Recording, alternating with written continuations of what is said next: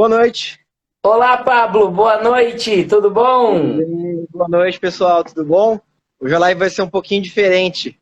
A gente está agora, Exatamente. ó, na Fala, Pablo, onde frente é que do, você está aí? Mostra pra gente. na frente do Dourados Medical Center. Estamos aqui para mostrar um pouquinho da nossa unidade aqui do Medical Center, de como é o prédio, como é a estrutura e falar um pouquinho de exames, aproveitar, né, a oportunidade já para falar um pouquinho dos exames aqui, né? Então, vamos lá? Vamos, mostra aí onde é que é o medical, fala aí o endereço, mostra a Ó, referência aí pro pessoal. aqui na frente, a gente tem o Parque dos IPs, né? Acho que fica mais fácil de entender, né? O Parque dos IPs aqui, aquele ABV na frente do Parque dos IPs, aqui é a Avenida Presidente Vargas, certo? Então, logo aqui, tem um estacionamento aqui na frente, tá o Dourados Medical Center, tem um estacionamento virando aquela rua ali à direita, você pode colocar o carro ali, bastante vaga para os pacientes, né? Para ter um conforto e um tempo hábil para consulta ali, para você ficar sossegado e tranquilo, certo? Certo? Então vamos conhecer o prédio, Pablo, vai entrando aí. Vamos lá. Então, O pessoal, ó, prédio, ó, o prédio é bem aconchegante, bem confortável. Você vai ver que a estrutura é linda, tá? Tem um alquinho já para passar na mão aqui na frente, né? Recepção, a cascatinha, coisa mais linda do mundo aqui. O pessoal atende até tarde, os pacientes saindo daqui. Tudo bem? Quando a gente chega aqui, o paciente vai ali naquela recepção, né?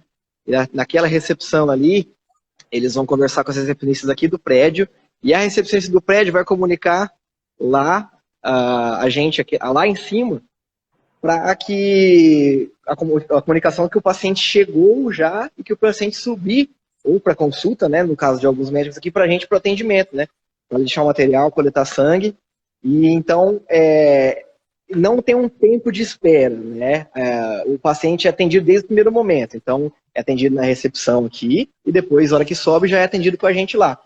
É super tranquilo, é super confortável, as poltronas aqui bem confortáveis, tá? E a gente aqui, né, Fábio, tem várias especialidades. uhum. Hoje nós Né? temos mais de 50 profissionais da área da saúde atendendo aqui no Dourados Medical Center, né? E esse conceito, né, de você resolver tudo num lugar só, né? Você vir fazer sua consulta médica, sua consulta com o seu dentista, fazer a sua fisioterapia, o seu procedimento estético, né? E já aproveitar para colher os exames aí no Artemis, que agora nós estamos aí no Dourados Medical Center. É um conceito de cidade grande, é um conceito de grandes capitais que está sendo trazido para Dourados, e o Artemis Laboratório está aí também nesse novo conceito aqui de saúde na cidade de Dourados. Na sala 411, junto com a doutora Silmara, tá? Só chegar lá, procurar a gente, não precisa agendar horário nem nada, gente. A gente está à disposição, é só chegar aqui tranquilamente. E agora a gente vai subir de elevador, então pode ser que dê uma caidinha, vou torcer para não, tá? Tá bom. Mas E pode aí ser eu vou que conversando caia. aqui com o pessoal. Aí, ó. São 2 elevadores, né, Pablo? Tem Dois bastante elevadores, mano. espaço aí. Aí, ó. São dois elevadores, tá? São dois elevadores velozes, com fluxo rápido, com a capacidade grande para os pacientes aqui, né? Então, a gente está aqui porque o pessoal usa para fazer obras e reformas. Então, pessoal, o Pablo está no elevador, a internet caiu um pouquinho dele aí, mas aí chegando no quarto andar, ele já vai estar retomando a fala dele aí, tá? Então, ó, e o que eu estava falando, né? Nossa sala é a 411, o Pablo já vai sair do elevador ali e já vamos dar entrada na nossa sala ali. Aí, ó. Sala 411. Aqui tem vários profissionais. Esse andar aqui está bem cheio de profissionais. Tá? Estou aqui a nossa salinha 411. Pronto para atender vocês da melhor maneira possível. Aí a nossa recepçãozinha aí. Bem confortável, minha bolsa está jogada aqui, não liga para isso. A recepção aqui, como o atendimento é bem rápido, gente, a gente sempre disponibiliza para os pacientes um conforto maior, né? Então, o paciente que já chegar aqui já vai ser atendido. Se ele sair ou não. Aí, né? Então, pessoal, aquilo que o Pablo estava falando, né? A recepção ela é pequena aí em cima, porque o paciente ele é recebido primeiro na recepção lá do Dourados Medical Center. Aí ele já sobe praticamente para ter o seu atendimento direto, para já colher o seu sangue, para já entregar o seu exame ali na nossa sala, no nosso posto de coleta, aí no Dourados Medical Center. Aí nós temos duas salas, né, de coleta, onde a gente faz a coleta dos exames, né? E estamos colhendo todo tipo de exame ali, tá? Ali a gente colhe os exames de sangue, os exames de urina, os exames de fezes, toda a parte de exame de análises clínicas, né? E também recebemos os exames da parte de anatomia patológica, né? Que são os exames, as biópsias, os Papa Nicolau, que é a minha área de atuação, a área de anatomia patológica, né? Aí, o Pablo voltando aí, já voltou? Conectou aí no Wi-Fi, Pablo? Ossos do ofício, essa subida aqui. Não. Mas então, pessoal, a recepção aqui, tá? Igual o Fábio estava falando que eu estava ouvindo. Nossa arinha ali para tomar uma aguinha, se hidratar, né? Banheiro aqui. Aqui a gente tem, né, Fábio? Duas salas para coleta, né? Aqui é uma sala de coleta normal, comum, tá? Com todos os materiais aqui, prontinho para atender vocês. Certo? E aí agora nós temos também uma outra salinha aqui, que é quando o paciente precisa talvez de um repouso maior, né? Coletar um cortisol, ou então ter um paciente infantil, né? Que necessita de uma coleta especial, né? Então aí a gente faz o repouso do paciente, uma coleta mais confortável, né, Fábio? Exatamente. É isso mesmo. Então, pessoal, vocês veem que a gente agora, além da nossa unidade lá na Hildabergo Duarte, né, lá perto do Pax Primavera, que a gente já mostrou para vocês em outras lives aqui, nós temos essa unidade aqui pela praticidade de dar esse atendimento para vocês aqui no Dourados Medical Center. Perfeito. E a gente está a qualquer momento do dia esperando vocês, tá? A partir das 7 da manhã estamos em atendimento funcionando aqui no Dourados Medical Center, pronto para atender vocês, para atender vocês da melhor maneira possível e do modo personalizado que a gente sempre tem, né, Fábio? Uhum. Deixa eu só arrumar meu lugar aqui agora, que a gente vai conversar um pouquinho sobre exames. Exatamente, né? Já que a gente está mostrando a nossa unidade aí, temos que falar um pouquinho dos nossos exames que a gente faz. Hoje nós vamos falar um pouquinho aí, né, da nosso grande portfólio de exames que a gente tem a oferecer aí para o pessoal de Dourados, o pessoal, os clientes aí do Dourados Medical Center. Perfeito. Uma coisa que eu quero perguntar, Fábio, aqui pro pessoal, vocês estão me ouvindo bem? Porque tô Perfeito. Aqui, estamos ouvindo muito bem. Então tá bom. Será que os exames, Fábio, do pessoal que está ouvindo a gente aqui estão em dia? Essa é uma grande dúvida, né? A pergunta principal é, né, quanto tempo você não faz um check-up? Quanto tempo você não faz os exames, né, os exames de rotina para saber como está a sua saúde? Há quanto tempo você não vai no seu médico? Né? Você não faz uma consulta com o clínico, com o seu ginecologista, se você for mulher, com o seu urologista, se você for homem? Há quanto tempo você não leva o seu filho no pediatra para fazer o acompanhamento do crescimento do seu filho, né? E há quanto tempo você não colhe os seus exames? Então essa é uma pergunta muito importante, é isso que nós vamos discutir um pouquinho aqui sobre quando fazer um check-up, quando procurar o seu médico, quando fazer esses exames e quais os exames que a gente tem que estar fazendo com uma certa frequência, né, Paulo? Exato. Às vezes a gente sempre deixa para depois, né? Mas pelo menos um check-upzinho básico a gente precisa ter, né, em mente aí todo ano para saber se está tudo ok, se tem um controle ok da sua saúde, para a gente manter o controle ok da saúde, né? Se caso surgir alguma coisa repentina, a gente conseguir pegar com um tempo mais curto possível para que se possa combater, tratar, enfim, o que seja. Então a gente vai falar aqui, né, doutor Fábio, sobre alguns exames, os exames principais, né, que a gente talvez tenha como check-up. Vamos falar um pouquinho da importância de alguns exames, dos exames da mulher, exames do homem, né? Alguns exames que são feitos para criança também, indicados para criança. E vamos tentar tomar uma redoma e a gente espera que vocês façam perguntas sobre o que vocês tiverem de dúvida, né? Se vocês tiverem de dúvida aí, para que a gente consiga responder, porque quando você fala de exames, algumas coisas ali são básicas, mas as pessoas têm dúvida, né? Algumas dúvidas comuns. Então, por favor, façam perguntas. Bom, vamos lá então, Pablo.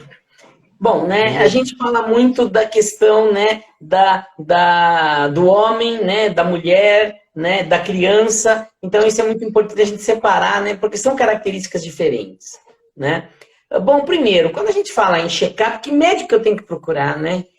O clínico é sempre o médico generalista, aquele médico que pode fazer uma avaliação inicial em você, né? Mas a gente falando primeiro na mulher, né, que é o nosso trabalho mais diretamente relacionado ao Artemis, né? A maioria dos nossos clientes são mulheres, né? Até pelo foco dos nossos exames.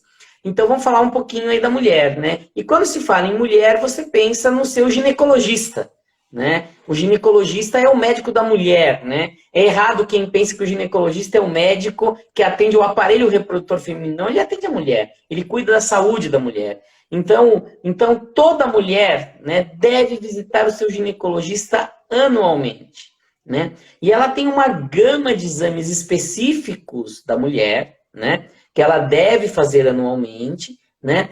Principalmente prevendo a prevenção do câncer, que é uma coisa muito importante, né? Do câncer ginecológico da mulher, e aí inclui o câncer do colo de útero, o câncer de endométrio, né? Que é o câncer do corpo uterino, o câncer de ovário e o câncer de mama, né? Então, são alguns exames importantes, alguns são exames de imagem que nós não fazemos aqui, mas a maioria, os exames de sangue, os exames patológicos, nós fazemos todos, né? Então, quando a gente fala inicialmente da prevenção do câncer, é o exame de Papa Nicolau, né? Que é o exame preventivo do câncer do colo de útero, que a mulher deve realizar anualmente. Então, ela vai no ginecologista, o ginecologista pode colher o exame, mas se você já foi no ginecologista e não colheu o exame por algum motivo, ou se você só quiser fazer o exame, nós colhemos. Não aí na unidade do Medical Center, mas lá nós... Então, lembre-se anualmente de fazer esse exame, né? Com relação ao câncer de mama, ao câncer de ovário, ao câncer de colo de útero, são exames de imagem, né, que a gente não faz, mas a importância da mulher fazer, após os 40 anos, anualmente, o ultrassom transvaginal e a mamografia, né? Então, com relação à prevenção do câncer, são esses exames que a mulher tem que estar se preocupando, né? Mas a mulher, ela tem também algumas outras doenças que são muito comuns na vida dela, né? Então a gente tem que pensar aí nas doenças que mais matam no mundo, que são as doenças cardiovasculares, né? Aí inclui infarto do coração, inclui o derrame cerebral, inclui essas doenças, né? E aí existe uma gama de exames básicos necessários que a gente tem que fazer, né? E isso também vale para o homem, não vale só para a mulher, né? Vale para o homem também, porque é a doença que mais mata. Então, a gente tem que ver como está o nível do nosso colesterol no sangue, né? Como estão as gorduras no nosso sangue, né? Tudo aquilo que a gente come de alimento, o nosso organismo transforma em gordura para armazenar, né? E se a gente não gasta essa gordura se acumula nos nossos vasos sanguíneos, nas nossas artérias, e tem tendência a entupir os vasos sanguíneos. Então, você saber quanto você tem de gordura no sangue é importantíssimo. E aí entra o exame de colesterol total e frações, onde você vai ver a quantidade de gorduras que você tem no sangue. Quer falar um pouquinho desse exame, Pablo? Vamos lá. A gente tem, né, as gorduras e o colesterol, né, que é a gordura principal, e as frações do colesterol, que são mais ou menos como se fossem os transportadores do colesterol, né?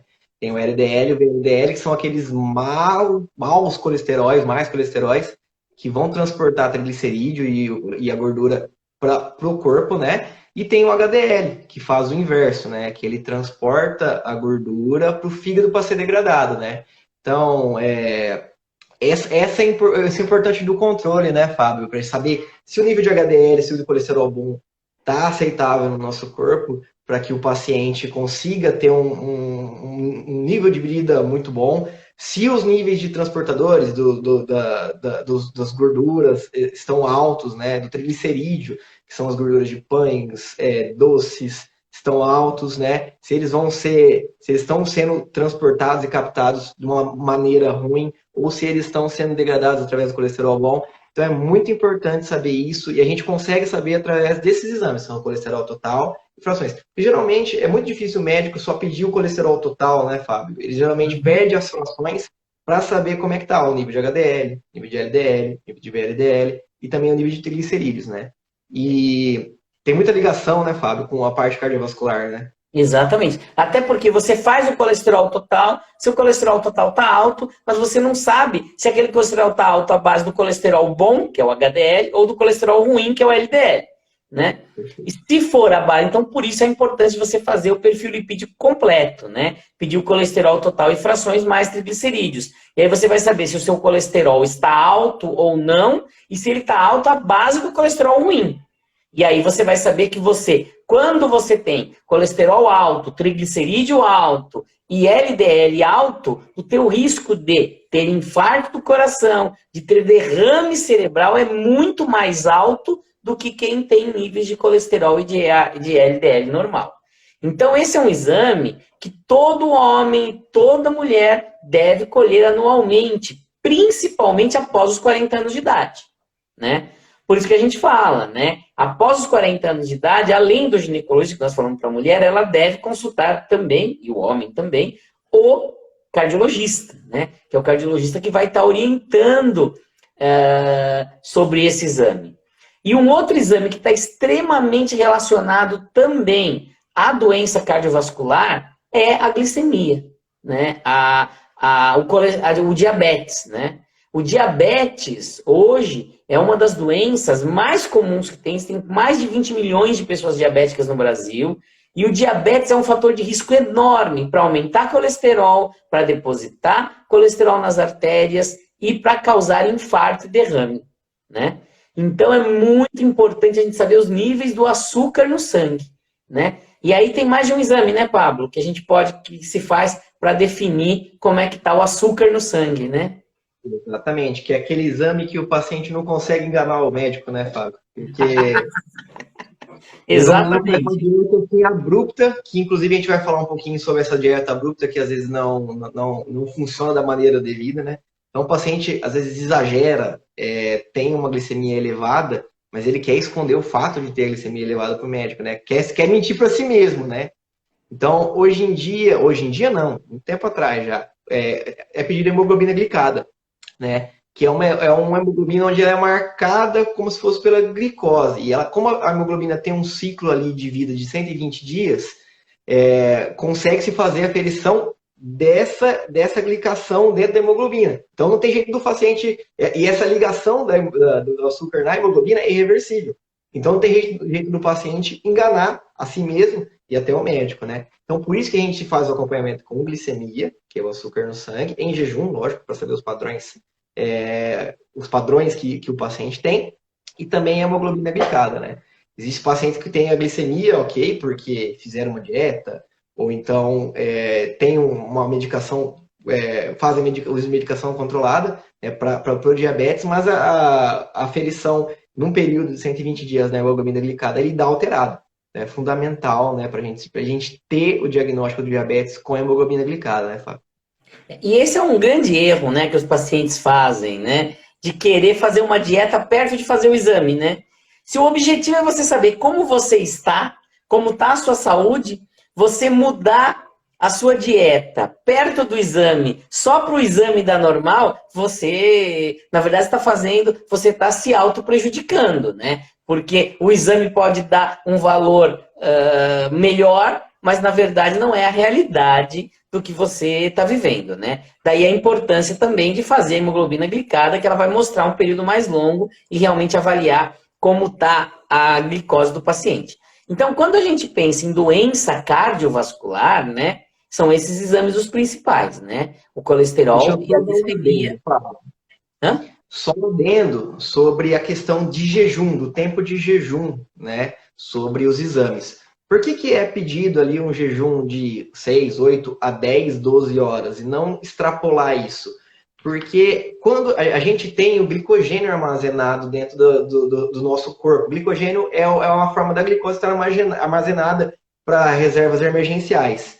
Se você está muito tempo sem ingerir algum nutriente, o corpo vai entender, pô, tá faltando alguma coisa, vou começar a quebrar glicogênio. E essa quebra de glicogênio vai fazer com que seja liberado bastante glicose no organismo. Então, talvez você está pensando, vou fazer uma dieta grande para que eu consiga ter níveis de glicose mais baixos no corpo. Só que acontece o contrário. Essa quebra de glicogênio vai fazer com que a glicose aumente no organismo e você vai ter um resultado alterado. Aí você vai enganar a si, vai perder o seu exame, vai enganar o médico, e às vezes você falando que o seu jejum estava num tempo adequado, não vai estar certo para o seu diagnóstico. Então é muito importante você fazer os tempos de jejum certo para isso também, né? E o tempo correto é de 8 a 12 horas, né, Pablo? 8 a 12 horas. Se passar de 12 horas, a gente já não indica, pede que o paciente volta no outro dia. A gente não tem problema. Se o paciente quiser coletar, a gente coleta os exames, volta só para colher a glicosezinha, né? Ou então volta no outro dia, faz toda a dieta comum também, e aí faz a coleta total dos exames todo no outro dia. Mas a gente indica para o próprio bem do paciente mesmo. Uhum. Né? Uma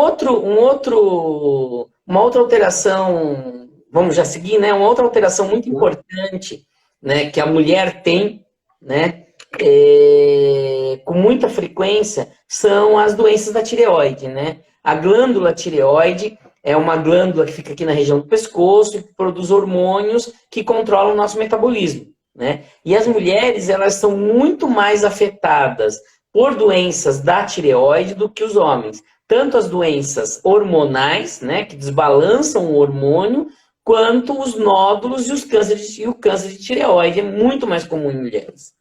Então, sempre que se fala em prevenção, né, como é que se fala? Em check-up feminino, né, tem que pensar em avaliar como estão os hormônios tiroidianos.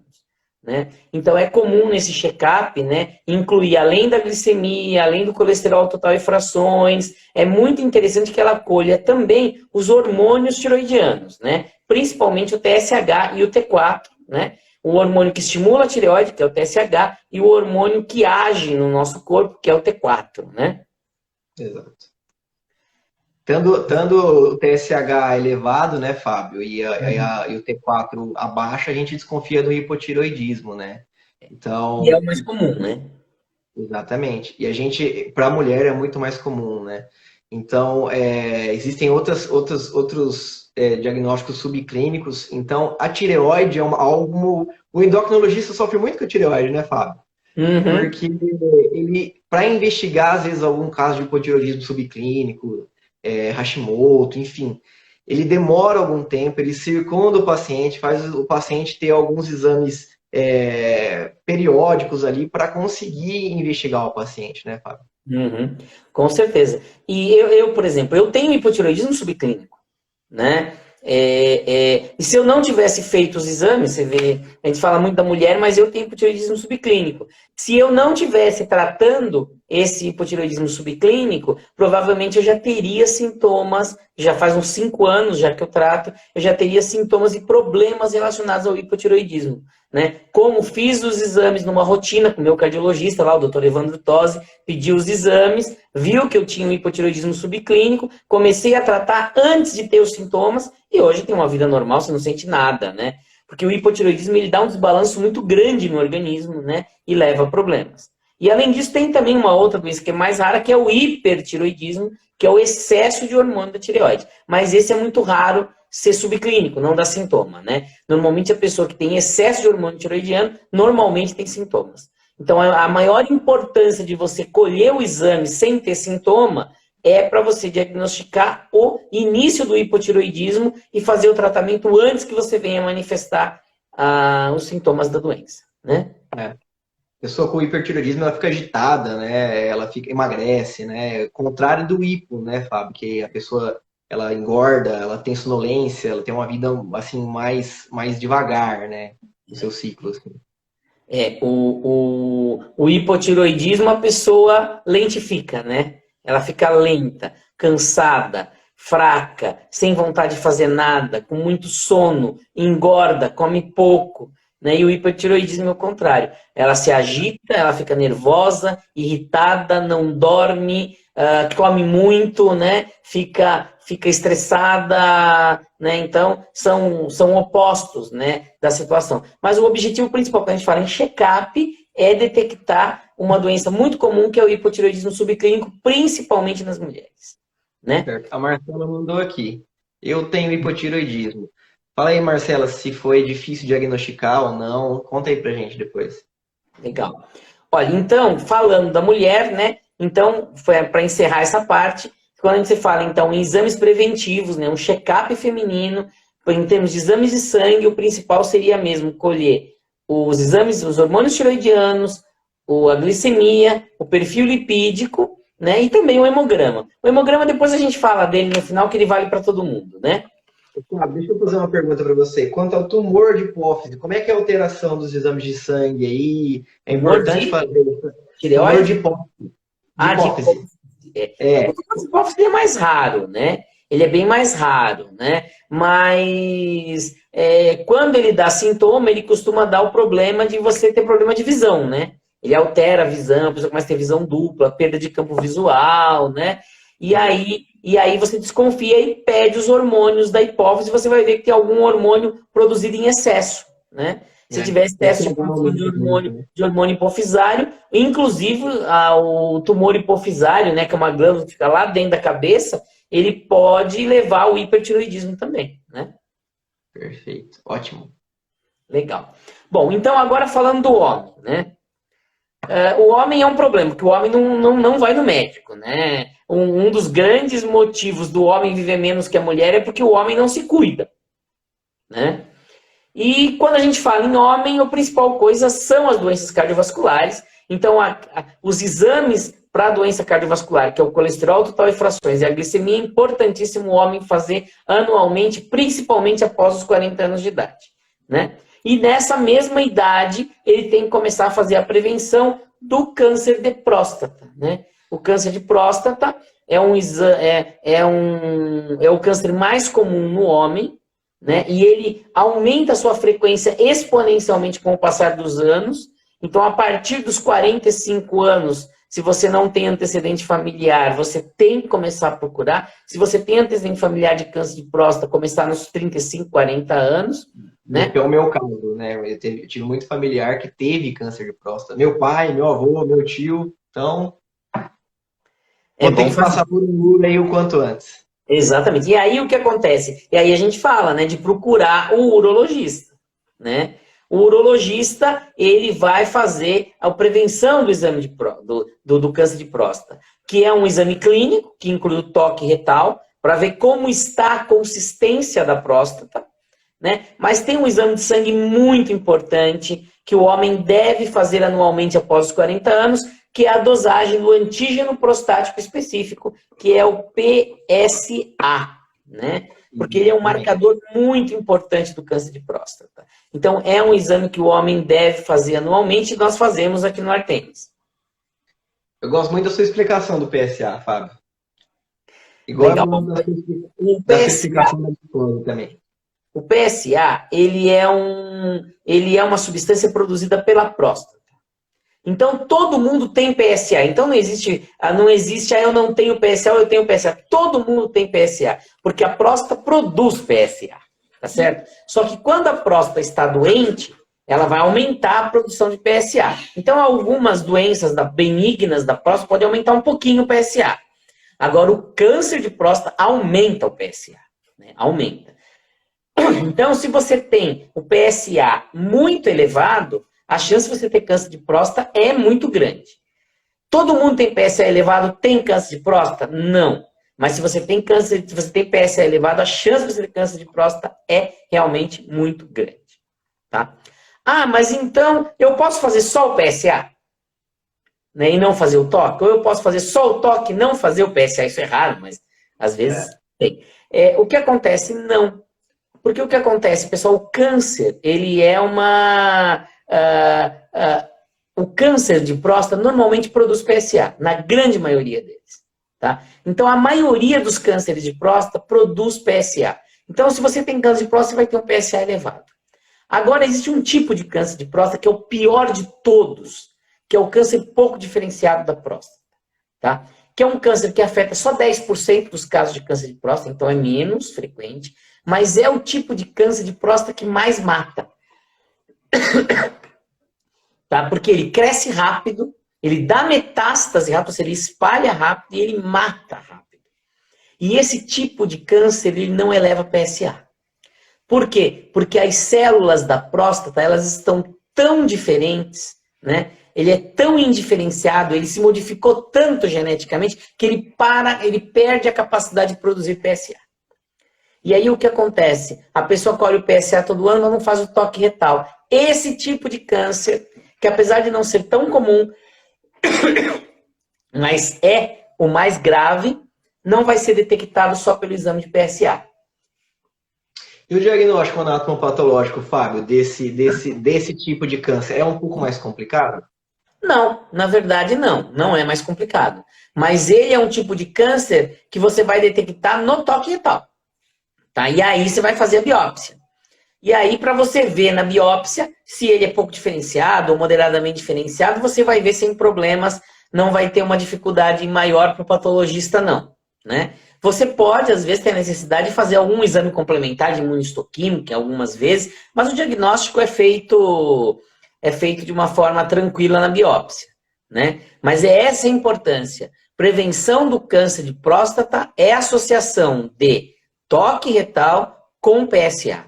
Tá? Não um dos dois, um dos dois ele pode falhar e pode falhar em casos graves. E como qualquer outro câncer, né, Fábio? Quanto mais cedo a descoberta, mais a chance de sucesso no tratamento, né? Exatamente. Então, é por isso que é importante. Você sempre está ali fazendo seu controle, mesmo que nunca teve nada, para tentar descobrir. E o médico urologista fazendo PSA também, né? O toque, associando esses diagnósticos, né, Fábio? Exatamente. Então, né, a gente falando aí do homem, né? Então, a importância dele colher anualmente a glicemia, que é o exame do diabetes, o perfil lipídico, né, que é o colesterol total e frações, e o PSA, além da sua visita anual ao urologista para fazer o toque retal, né? Então, esses são os exames mais importantes que o homem deve fazer anualmente, né? Vamos falar um pouquinho da criança, da puericultura, né, do pediatra? Da criançada? Vamos lá. Então vamos, né? E a criança, né? A criança, ela tem que fazer as suas visitas regulares ao seu pediatra, né? O pediatra é o médico da criança, né? Então, toda criança, né, no primeiro ano de vida, ela tem que ir várias vezes no pediatra. Mas a partir do primeiro ano de vida, ela tem que ir uma vez ao ano. Uma vez por ano, você, mamãe, você, papai, leve o seu filho ao pediatra. Porque o pediatra ele vai avaliar se o teu filho está crescendo adequadamente, se o teu filho está dentro do peso ideal, se ele não está abaixo ou acima do peso. Obesidade infantil hoje é uma coisa muito importante, né? Ele vai avaliar e cobrar e lembrar da criança tomar as vacinas, né? Nós fizemos uma live muito legal sobre vacinas semana passada, né? Então, é importantíssimo essa criança estar com suas vacinas em dia, né? Ele vai avaliar se você precisa dar algum complemento, um suplemento alimentar, alguma vitamina para essa criança, né? E existem alguns exames que são importantes da criança fazer, né? A gente fala do hemograma, né? Criança é muito suscetível à anemia, né? Por quê? Por que a criança tem muita anemia? Ou por se alimentar mal. Eu não quero comer isso, eu não quero comer aquilo, só come besteira, né? Não quer brincar e comer besteira. Exatamente. E aí, além de comer besteira, não tem cuidado. A criança, ela não tem a noção da higiene, né? Ela põe muito a mão na boca, vai brincar, se suja toda e ela acaba pegando o quê? Verminoses, né? Os vermes, que são muito mais comuns na infância do que na idade adulta. Então a gente fala, né, que o mínimo, né, que a criança deveria fazer anualmente é o seu examezinho de sangue, o hemograma, e o exame de fezes, para ver se não tem a verminose, né? É o mínimo, né? Tem outros exames que podem ser pedidos também, mas aí depende da clínica com o pediatra. Mas pelo menos um hemograma para ver se essa criança não está com anemia. E o exame de fezes, né? Para ver se essa criança não tem verme, é muito importante ser feito anualmente. Exatamente. Associar também algumas enzimas hepáticas e uma glicose ali para ver o nível de glicose, para ver se a alimentação da criança está correta também, é muito legal, né, Fábio? Sim. Para ver a questão Hoje em dia, principalmente a criança que tem uma alimentação errada, a criança que já tem um certo grau de obesidade infantil, o pessoal tem começado a pedir com mais frequência o perfil lipídico e o exame de glicemia também nas crianças, né? Hoje em dia o perfil da criança mudou muito, né? A criança está muito mais dentro de casa, né? Gasta-se muito menos energia. O celular faz com que a criança gaste muito menos energia. A tecnologia faz isso com a gente. E a pandemia colaborou muito com isso, né? Exatamente. As crianças perderam o hábito de brincar, de ir na casa dos outros amiguinhos para brincar. Então, eles perderam o hábito da atividade física ou de um exercício mais ativo. Então, hoje em dia é tudo mais celular, hoje em dia é tudo mais videogame, tudo mais computador. Então, aí que entra mais a atenção com esse exame de rotina com o pediatra, né, Fábio? É muito importante que os pais estejam associados e ligados nisso. Sim, exatamente. Nós estamos falando aí do hemograma, né? Já falamos um pouquinho ali do hemograma também para os adultos, né? Mas nós estamos falando agora, vamos falar um pouquinho desse exame, vamos falar um pouquinho do hemograma, né? Deixa eu só fazer voltar um pouquinho para falar de um exame que é muito importante para a criança também, Fábio, que é o teste do pezinho que a gente faz no laboratório também. Sim, exatamente. Vamos falar um pouquinho. Hoje em dia ele pega o parâmetro mais completo dos exames, ele pega acima de cerca de 100 tipos de doença, né? Então ele vai medir várias enzimas, vários hormônios, várias alterações genéticas que as crianças possam ter e possam desenvolver numa fase maior, né? Mas hoje em dia, na rede pública, existe um perfil básico de teste do pezinho, né? Que você vê ali, você mede se a criança tem algum hipotireoidismo congênito, né? Se a criança tem alguma fibrose cística, se ela tem alguma possibilidade de anemia, né? De talassemia, né? De deficiência de biotinase também, né? Então, assim, não tem como mais os pais fugirem do teste do pezinho, porque a rede pública dá esses exames. Claro, se eles quiserem completar, fazer uns exames mais completos, existem outros exames, por exemplo, vai ter um perfil de teste do pezinho ali que vai pegar uma doença infecciosa que pode ter sido transmitida via parto, né? Então, existem esses outros perfis, mas o perfil básico já consegue dar uma segurança de desenvolvimento maior para a criança, entendeu? Ter certeza que a criança vai ter uma vida mais segura sem as doenças congênitas, né? Então, e se caso te der alguma alteração, como qualquer doença, detectar-se antes é muito mais fácil de conseguir um sucesso, né, Fábio? O teste do pezinho, toda criança, né, deve fazer o teste do pezinho, de preferência na primeira semana de vida, tá? Mas a gente fala, né, se não for possível fazer na primeira semana, no primeiro mês de vida, né?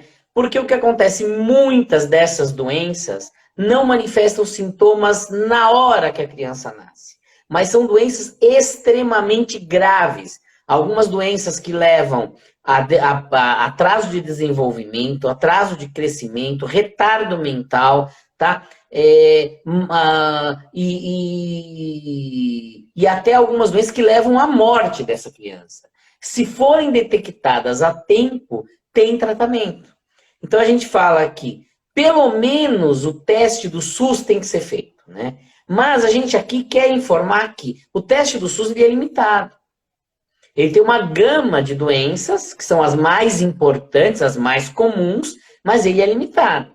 Então, né, se você quiser fazer o teste mais completo, aqui no Artemis nós temos, né, vários padrões, né, desde do mais simples, que é igual ao do SUS, até o mais completo de todos, que pega uma gama de mais de 100 doenças.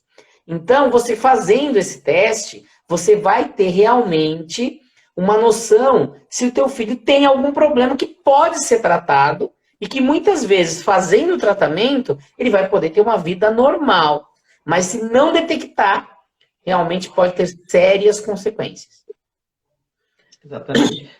Existem alguns painéis que têm as doenças infecciosas, Chagas, HIV, hepatite, né? Que você consegue já fazer essa detecção pelo teste do pezinho, né? Isso o parâmetro básico não informa, né? Que é o que o SUS permite ao paciente. Mas existem outras complementações no nosso laboratório, por exemplo, que a gente consegue fazer para dar um diagnóstico mais completo para o paciente. E a gente fala, é um investimento que vale a pena, porque são doenças que podem realmente ser muito graves. E além disso, né, Pablo, nós estamos oferecendo agora também um outro teste que é mais completo ainda, que é o teste da bochechinha, né? Que não elimina o teste do pezinho, porque ele não vê as mesmas doenças, mas ele tem a possibilidade de avaliar várias doenças genéticas que o teste do pezinho não consegue avaliar. Porque o teste do pezinho, ele vai colher o sangue e vai avaliar a questão de enzimas, de doenças infecciosas, né? Se falta algum hormônio, se tem algum hormônio em excesso, né? Mas não a questão genética mesmo, de alteração nos genes, é esse teste da bochechinha que vai fazer. É um teste mais caro, né? Ele não é um teste barato, mas é um teste que realmente vai complementar demais e mostrar realmente até o perfil genético dessa criança para doenças que ela vai poder vir a desenvolver mais à frente. Certo. E é um teste que antigamente era muito difícil de conseguir no mercado, né? A gente, com muita luta aí, conseguiu agora oferecer para os nossos pacientes. Então, precisando, a gente fala que a gente faz todos os exames para todas as idades, né? Pré-concepção, durante a gravidez e pós-concepção e, enfim, para o resto da vida. Então, a gente está aqui para atender todos os pacientes da melhor maneira possível. Exatamente. Então, Pablo, vamos falar um pouquinho desse hemograma, então, que é um exame que praticamente todo mundo faz?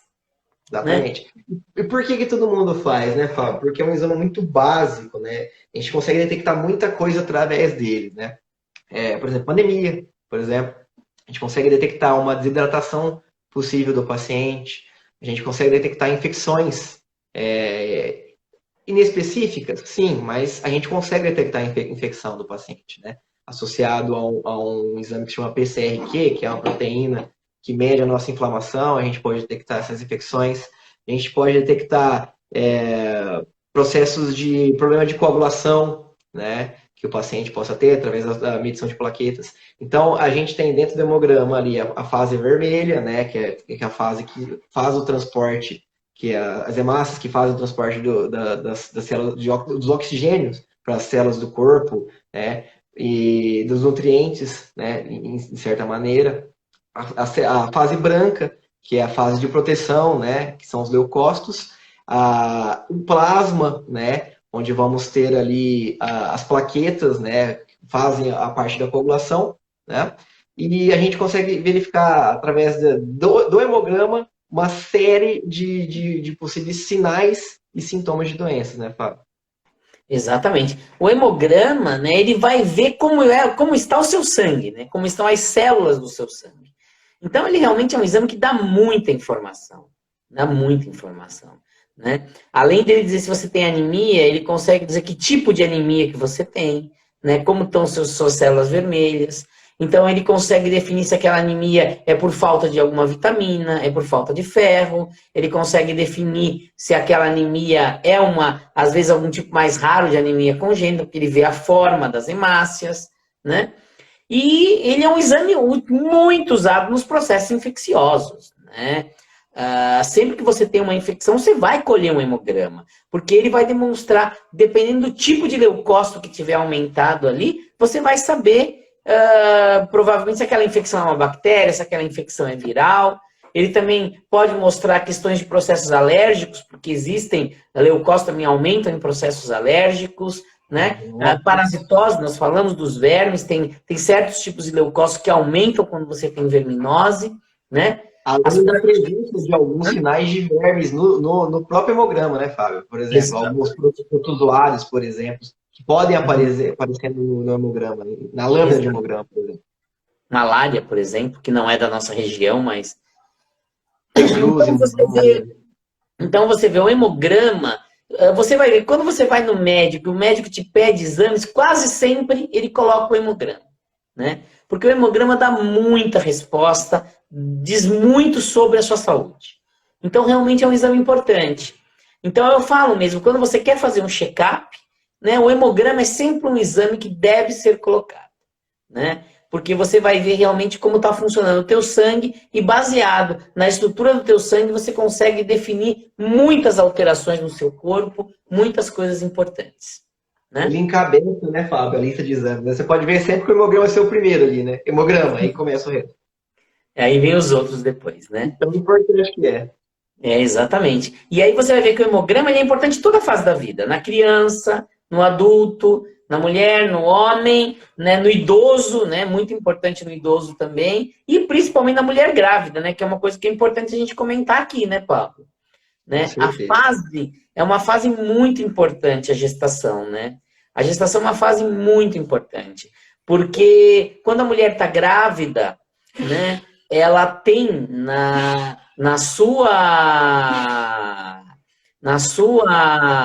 como é que fala, nessa fase de desenvolvimento, né, de um novo ser dentro dela, do crescimento de uma criança, né, essa criança, ela pega muito nutrientes dessa mulher também. Então, essa mulher tem que estar muito bem alimentada, ela tem que repor vitaminas, ela tem que saber como é que está funcionando o organismo dela. Né? Então, existe uma gama de exames que a mulher precisa fazer durante o chamado pré-natal. Né? E um deles é o hemograma, né? A glicemia, né? A dosagem da glicose é muito importante no período gestacional, porque na gestação, os hormônios da gestação são pró-diabetogênicos, ou seja, levam ao diabetes gestacional, e o diabetes gestacional pode causar sérios problemas para a criança. Né? Então é importantíssimo a mulher saber como é que tá os níveis de glicemia dela durante a gestação. Né? É uma situação muito engraçada na gestação, às vezes, né, Fábio? Que acontece esse diabetes gestacional, e aí, por alguns casos, no exame de urina ali, a gente acha uma infecção urinária, e aí vai ver uma candidíase oportunista ligada à diabetes da paciente. Então, a mulher grávida tem que ter ali o controle de exames dela rigorosamente feito pelo médico. Então, é muito importante ela sempre estar no médico, sempre presente no médico. Exatamente. Tanto que você vai ver, né, que existem visitas frequentes que a mulher tem que fazer no ginecologista, né, no obstetra, né, durante a gravidez. Inclusive tem uma live muito legal, 2 lives que a gente fez sobre pré-natal e sobre parto, né, com a doutora Janaína Kerrer e com a doutora Ângela. Então, quem quiser saber mais detalhes sobre o exame pré-natal, sobre parto, né, vê a nossa live aí no canal, né, que falemos muito sobre esses exames, né? Mas além desses exames que eu comentei, né, as sorologias são muito importantes no período neonatal, né? Tem muitas doenças infecciosas que são extremamente graves para a criança, né, e que passam pela placenta. Então a mulher tem que fazer uma gama também de exames que são exames sorológicos que a gente fala, né? Então entra a toxoplasmose, entra a sífilis, entra o HIV, né? A AIDS, entre outras doenças que são importantíssimas a mulher fazer esses exames, e todos esses a gente tem aqui no Artemis também. As hepatites, citomegalovírus, assim, o médico, quando a mulher está grávida, ele tem como se fosse um protocolo de pedido de exames dessa parte infecciosa. Então, assim, não se assustem se forem muitos exames, porque realmente é necessário, principalmente para a saúde da criança. Né? Então, a lista da mulher grávida de exames, ela é bem extensa, né, Fábio? Sim, com certeza. Bom... sim, outra coisa, né? Além disso, né, nós oferecemos aqui no Artemis também alguns exames que são complementares, né? A questão do... para avaliar a criança mesmo, né? Um exame que não tem a ver nada com doença é a sexagem fetal, né, Pablo? Que é um exame muito legal, porque você consegue saber o sexo da criança muito antes do ultrassom, né? É, Então, a aí... gente, Pode a falar. gente, a gente entende essa fase tanto, tanto da mulher quanto do pai, né? Da mãe quanto do pai, que é uma fase assim, é uma fase de euforia muito grande, né? Então a gente fala que aqui no laboratório começa o chá de revelação, né? A gente sempre dá aquele atendimento especial para a mãe, para o pai, porque a gente sabe que tem aquela pessoa que vai fazer o chá de revelação que vem junto porque quer dar o acompanhamento, né? E às vezes pega o exame, a mãe deixa a pessoa responsável por pegar o exame, fazer a revelação. Então a gente sabe que é uma parte assim muito especial para o paciente, né? Para o pai, para a mãe. A gente tem esse acompanhamento especial para o paciente, esse atendimento personalizado para o paciente. Então, se vocês precisarem fazer, né? Se tiverem a curiosidade de antes do ultrassom saber o sexo da criança, procure a gente, tá? A gente está aqui pronto para atender da melhor maneira também. E uma coisa que deixa a mãe muito agoniada, né, é saber, será que o meu filho vai nascer normal, né? Será que o meu filho vai ter algum problema, alguma malformação, né? Vai ter algum problema, né? Então existe um exame que a gente também oferece aqui, né, que é um exame genético muito completo, que é o NIPT, né? Que é um exame que detecta alterações cromossômicas, né? Alterações genéticas na criança. Então, você consegue ter ideia se essa criança vai ter alguma daquelas síndromes, né? Síndrome de Patau, síndrome de Down, entre outras síndromes, né? E você consegue detectar isso muito precocemente. Então, muitas vezes, né, aquela mulher fica preocupadíssima. Nossa, mas será que meu filho tem alguma coisa? Será que ele vai nascer bem? Então, esse exame é muito bom, porque é um exame que você consegue ver se geneticamente aquela criança está bem. E é um exame super simples hoje, porque você colhe o sangue da mãe, é uma coleta de sangue normal, como qualquer outro exame de sangue. Antigamente, se tinha colher líquido amniótico, era perigoso para criança. Hoje não, é um exame super tranquilo, um tubinho de sangue da mãe resolve o problema e ela vai ter ali em 20, 30 dias esse resultado e vai ficar muito mais tranquila sabendo que aquela criança não tem nenhuma síndrome importante.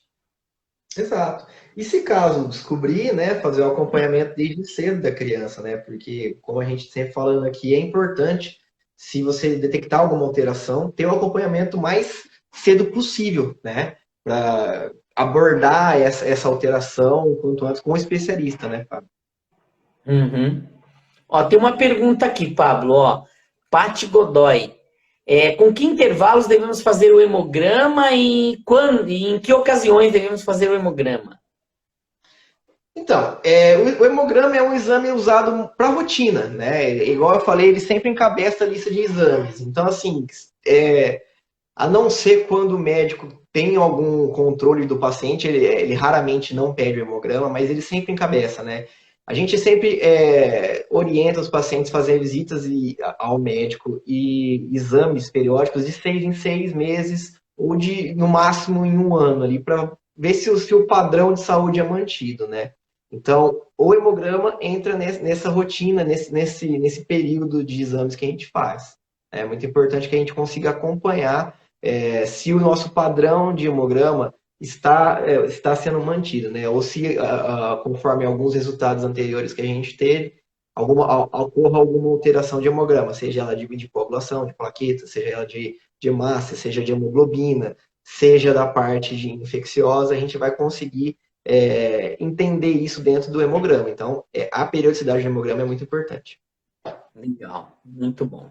Deixar um recado aqui, lembrando, né? Tem bastante gente entrando agora. Quem perdeu o começo da live, essa live está sendo gravada. Amanhã ela já vai estar no nosso canal do YouTube, daqui a pouco aqui no Instagram, tá? No nosso canal do YouTube já tem mais de 50 lives com vários profissionais gabaritados, tá?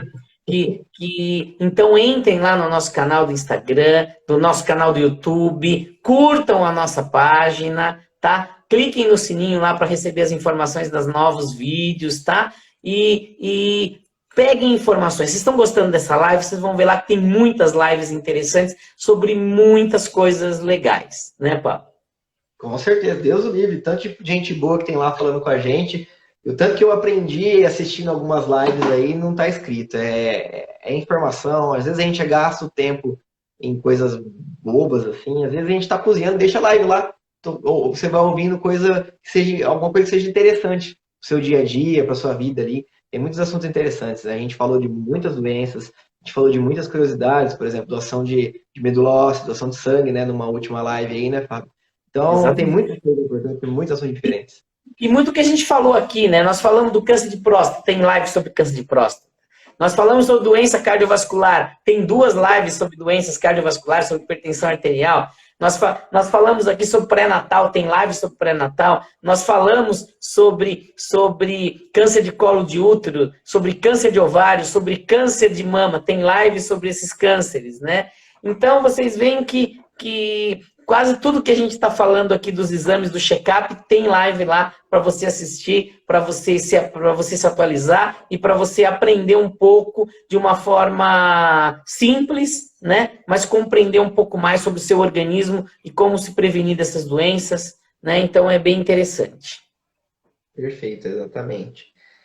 A gente concluiu os tópicos, será? Vamos Acho que sim. Nós estamos chegando no final. Vamos fazer aquele bate-bola lá, Pablo, do verdadeiro ou falso aí rapidinho, pra gente entrar na fase final da nossa live e pedir pro pessoal fazer pergunta. Façam perguntas aí, pessoal, por favor. Vamos lá. Quem chega no laboratório e tem dúvidas sobre exames, agora é hora de perguntar. Então manda pergunta aí pra gente. Uhum. Vamos lá. Uma pergunta que todo mundo... não todo mundo tem, mas uma pergunta que é mais incidente que essa. Mas tá, vamos lá. Beber água quebra o jejum? Não. Não E nem tomar os seus remédios, né? Aquele remédio que você toma em jejum também não corta o jejum, tá? Então, tomar água e tomar o seu remédio, aquele remédio que você toma em jejum normalmente, não corta o jejum para colher o exame. Lembrando que tomar água em quantidades normais. Não vamos tomar 4 litros de água numa manhã antes de fazer o exame, porque senão o seu exame de urina vai sair pura água, né? Então, aí não dá, né, gente? Mas é muito importante que se você quiser manter o seu padrão, é muito importante que quando a gente faça os exames, a gente mantenha o padrão de vida para saber o que acontece na nossa vida, né? No nosso dia a dia, né? Então a gente consiga diagnosticar o que acontece no nosso dia a dia, né, Fábio? Exatamente. Vamos lá. Essa é perguntada, hein? Essa aqui. Bebida alcoólica e fumo podem alterar os testes? Teoricamente pode, mas você quer saber como é o teu dia a dia, né? Claro que ninguém deve tomar tomar um porre, né, de bebida alcoólica antes de colher exame, né? Isso não. Mas você tem que manter o seu hábito de vida normal para saber como estão os seus exames, né? Então você não deve ter nenhuma alteração do seu hábito normal para colher o exame, porque você tem que saber como está a tua realidade, né? Então, se você fuma, você tem que colher o exame no teu hábito normal de fumo. Se você tem aquela bebida que você costuma beber no seu dia a dia, você tem que colher no teu hábito normal, né? Lembrando que não deve beber bebida alcoólica no jejum. A bebida alcoólica, ela interfere no jejum, tá? Então, acordar e tomar uma cerveja para ir colher o sangue no laboratório também não é o ideal, né? Então, mas assim, você tem que tentar manter o seu hábito mais normal possível para você saber como está o seu organismo naquela sua realidade, tá certo? E aí você vai ver que se a tua realidade está ruim, aí você vai mudar os seus hábitos para melhorar o seu hábito, os seus exames, melhorar a sua saúde, né? Mas não mudar o hábito por causa do exame, né? E é importante não fazer o uso, né, das bebidas e também do tabagismo antes de fazer o exame. Por quê? Primeiro pelo fato que espero que você não faça o uso contínuo, né, todo dia dessas substâncias. E também pelo fato que ela gera estresse oxidativo nas células, né? Então algumas enzimas vão ser alteradas, enzimas hepáticas, né? O CPK, por exemplo, vai ser alterado, né? Pode ser, dependendo do nível de hidratação que é causado devido à sua ingestão de álcool, pode alterar o seu hemograma, a sua urina, né? O seu perfil hepático, como eu falei, a sua glicemia, principalmente, né? Então, assim, evite fugir do seu padrão diário. Se você bebe todo dia, eu indico que você pare de beber todo dia, né? Mas, assim, evite o uso de qualquer coisa que num dia anterior de exame, antes de fazer esse exame. Então, mantenha seu padrão diário que vai dar tudo certo, que seus exames vão sair o mais idôneos possíveis para o médico ver e analisar o que você tem, como é que você está, se está tudo certo ou não. Uhum. Vamos lá, mais uma. Menstruação interfere nos exames? De um modo geral, não. Né? Mas, por exemplo, Papa Nicolau, você não pode colher menstruada, né? Perfeito. A gente indica, né, Fábio, que seja feita fora do período menstrual, né? E geralmente no começo, depois que você saiu da menstruação, né, pode ser no seu começo de ciclo, até porque existem alguns hormônios que os endocrinologistas, alguns ginecos pedem que a gente pergunta qual foi sua última data de menstruação, para saber se os níveis estão certos com o seu ciclo menstrual, tá? Mas de certa forma, por exemplo, se a paciente vai lá fazer um Papa Nicolau menstruado, ou se a paciente vai fazer um exame de urina menstruado. A gente, às vezes, tem aquela celularidade de hemácia ali aumentada no nosso exame e a gente não consegue dar um diagnóstico tão seguro quanto fora do período menstrual, né, Fábio? Então é importante. Exatamente. Então, a menstruação, ela afeta exames focais, né? Agora, a mulher estar menstruada para colher um exame de sangue, normalmente não afeta nada, né? Exato. Por isso que a gente pergunta sempre. Medicamento, data da última menstruação, né? Qual foi a última vez que ela ingeriu alimento, o que ele ingeriu alimento, né? Para saber o tempo de jejum. São perguntas básicas para a gente saber e conseguir dar um diagnóstico seguro para o paciente. Beleza? A pergunta que eu fiz e que eu já falei, jejum prolongado pode transformar os resultados dos exames? Sim, não deve. Se você passou de 12 horas de jejum, você não deve colher os exames naquele dia. Perfeito. O ideal é até no máximo de 12 horas. Perfeito. A alimentação pode afetar na análise das amostras de sangue? Sim, né? Por isso que você tem que estar em jejum, né? Na maioria dos exames. Não todos, mas na maioria dos exames, o ideal é estar nesse jejum de 8 a 12 horas.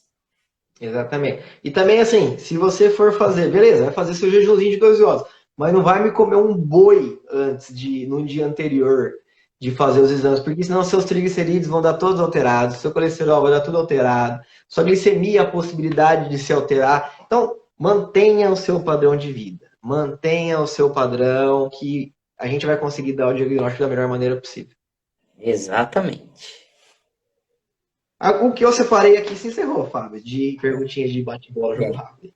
Olha, pessoal, eu acho que a ideia mais é essa, né? Que a gente queria passar para vocês, né? Falar que aqui no Artemis a gente tem uma gama enorme de exames, né? Nós temos seguramente o maior portfólio de exames da cidade, até porque nós temos o laboratório de anatomia patológica e de análises clínicas associado e, por tabela, né, com essas nossas parcerias e representações que a gente faz aqui, nós fazemos uma gama de exames de genética avançada, exames de biologia molecular, né, que realmente alguns somente nós oferecemos aqui. E todo esse portfólio de exames está à sua disposição, tanto lá na Hilda Bergo Duarte, quanto aí onde o Pablo está, que é a nossa unidade aí no Dourados Medical Center, né? Que é aquilo que eu tô, que a gente mostrou no começo do vídeo. Se você entrou agora, espera encerrar lá e vai no começo do vídeo para ver a estrutura do Medical Center, ver o quão confortável é esse prédio aqui, o quão legal é esse prédio, o quão você pode resolver todos os seus problemas num lugar só, né? Então você pode ter várias especialidades, sei lá, você sai de um... marca o mesmo dia de consulta para o seu filho. Vai no pediatra e depois você vai no ginecologista que temos aqui. Precisar de exame, desce aqui na nossa unidade, a gente vai fazer os exames, você entrega seu Papai Nicolau, a gente vai coletar do seu filho. Então, a gente vai conseguir atender a sua família toda no lugar, tá certo? Uhum. Legal, muito bom. Então, eu queria, então, né, a gente está encerrando aqui, né, dizer que venham nos conhecer, né, tanto lá na nossa unidade na Eldaber, quanto aqui no Medical Center. Vocês vão gostar bastante aqui da nossa unidade. Nós temos uma equipe muito qualificada, uma equipe que vai te atender com todo carinho, com toda a dedicação que você precisa, tá?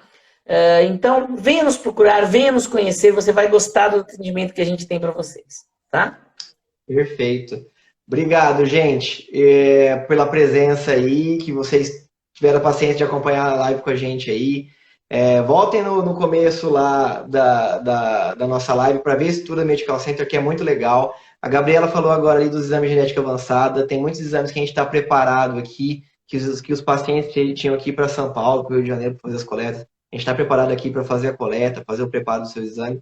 Então venha para cá, que a gente consegue te atender da melhor maneira possível, certo? E dizendo que semana que vem, né, na mesmo horário, quinta-feira, 19 horas, nós vamos estar com a doutora Elke Mascarenhas, né, que é pediatra, que é imunologista, alergista, né? Nós vamos falar sobre alergias respiratórias, né? Nós estamos no inverno, né?